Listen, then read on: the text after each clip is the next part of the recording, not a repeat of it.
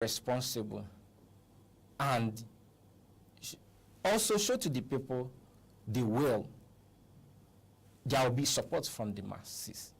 They will support the leader. And their support alone will go a long way to encourage the leader to deliver his job.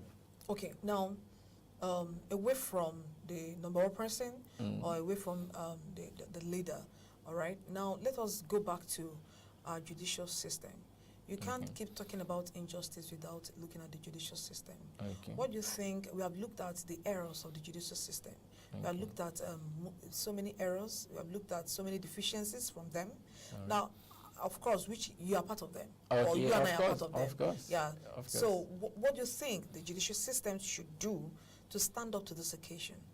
Okay, to start with, judicial system need to deliver their work without any influence from the executive or from the legislative arm of the government. The principle of separation of power should be seen. Should come into full force? Yes, it should come into full force. Okay. And if they are doing their job without influence from the executive, you see the executive will be serious. Executive will be responsive. And if the executive and the judiciary is working, you see that the legislative arm of it will also be serious. And that seriousness will make everything to work for us. And especially, you know, as we normally say that judiciary is the common hope of... It's the last hope of the common man. Yes, it's the last hope of the common man. Yes, through judiciary, you can get the government, which is the executive arm of the government, to be responsive by, you see a Nigerian, like we have many cases in the court today, maybe as a result of public interest or concerned parties in question will go to judiciary for them to get a judgment in order for the executive to do the right thing.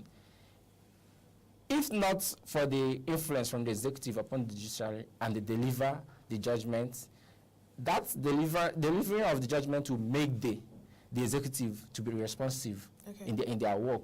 Because they will see that we can't influence the executive, the judiciary in their affairs.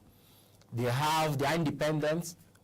They have their power to do whatever they want to do, and of course the right thing. The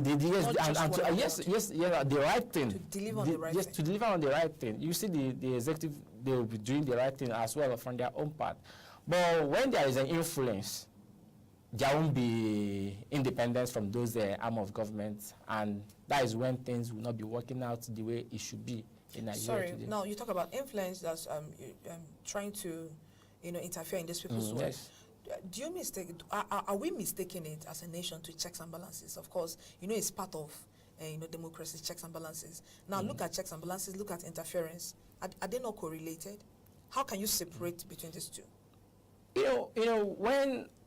How we can properly separate between these two is that when it is not going against the normal way of work of the judiciary or of the executive, we can say that it is within the ambit of the principle of checks and balances. Okay. But when it is against the code of conduct or the normal way the judiciary should operate, yes, their modus of operandi, you can say that it is undue influence on them, and it will make that particular arm of government not to work properly. But yes, you can't take it away. But in Nigeria today, let me just use the country we are living in today. Of course. The executive, yes, everything we're talking about, the executive has this interest to be able to influence the judiciary and also the legislative arm of the government. Because they feel that without their influence upon them, they will be able to get what they want to do, which on their own they think that this is the right thing to do. But it is not. It is not. And it is not doing us any good. Now, between the executive and the judiciary and the legislature, who does the checks? They do checks upon each other. Okay. Yes, because when one is drilling out of their normal duty, the modus of operandi, this other one will call the other one in order. Now, why I asked that question is, I earlier asked a question about interference. You know, most times, these people checking the other people, they actually interfere in their work, and then relying on the principle of checks and balances. That's Yes. why I asked, what is the slim line? How do you differentiate between two? You know, which you have, I think you've Yes, answered that yes, question. yes. But I think two of them, they have a very slim line. So we should be careful. The different arms of government should be careful while checking the other. Why checking the Because other? it's a very slim line that differentiates between checks and balances and interference. Yes, So yes. that we wouldn't interfere in other people's principles or work. Principles or line of work, yes. Well, this is the laws are out there for you to know where your right starts and ends. Ends, okay. You should respect that. And when that is not being recognized, that's when we can say it is undue influence. And it will not do the other arm of government any good. Okay, fine. And fine.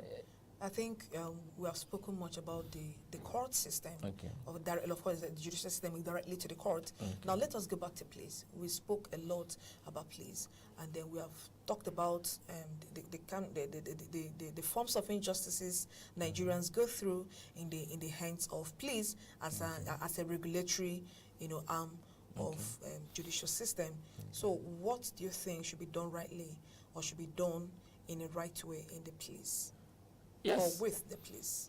Yes, police in Nigeria is very, very important. In fact, we cannot operate, our system cannot work without the duty of the Nigerian police being depended upon. I think Nigerian police need a proper reform, a proper check. The senior officers who are there to oversee the affairs of the junior officers should do their work, because these are the major key people involved, and these are also the educated, the graduates in the Nigerian police who are the enlightened part of the police officers in the Nigerian police. They should use their office to influence the junior officers, supervise them, monitor them, make sure that they are within the line while doing their work. And also the resources that are being given to Nigerian police should be well utilized, and make sure that okay. The other day I was with a friend, and we are talking about the Nigerian police. He said, like, corruption in question, that police will come and buy some goods from him that worth, for instance, 150,000 naira. They will tell him to write a receipt of 500,000 naira. Wow. These are major issues. And you see, federal government will be giving police a big budget. At the end of the day, you go to Nigerian police, you will not even feel comfortable there. Could you imagine that if you go to Nigerian police today, you'll be given bench to sit upon? Yeah. You see office of Nigerian police, go to the barracks. Nigerian barracks is nothing to write home about. And your home should matter a lot. When you have a comfort, it will affect your mental mindset. So while doing your work, you'll be happy. So you see those officers being frustrated along the line, and as a frustrated man will do whatever he can do, or he may even be operating abnormally in the line of his duty. That's why you see Nigerian police will be telling someone today that I can waste your life for you, telling you willfully that he can waste your life or he can take your life.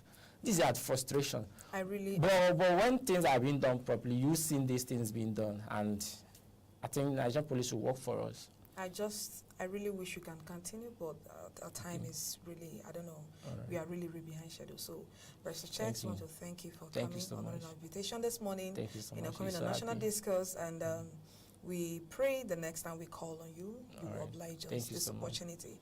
So to Nigerians who've spoken to ourselves, and we've heard much about injustice. Of course, our topic today was injustice, a threat to nation building. And I think we've done justice to that topic. We started by defining what injustice is. He defined nation building, and we went into the forms of injustice. Of course, we started from the judicial system, the court system, and we went to the police. We visited the street, the FRS, and then the VIO. And of course, don't forget to send your feedbacks on our social media handles. And then we came down to the streets that concerns us as Nigerians, where we carry out jungle justice. So back to what we have told ourselves: stop jungle justice as Nigerian citizens. the police should please sit up and do their work, and the court system too. And then on our streets, on our roads, the FRS and the VIO should please do the work that is within their ambit of law to do. Stop unnecessary harassment of Nigerian citizens. It affects nation building. And of course, we've been talking about nation building, how to build ourselves, our nation as a reputable nation. If we can stop all forms of injustices, being meted out or being going wrong in a different jurisdiction, especially on the street, I think it will go a long way to helping build Nigeria as a nation. And this is where we stop today on National Discourse. We continue tomorrow with a different guest and a different topic. See you same time tomorrow. Thank you.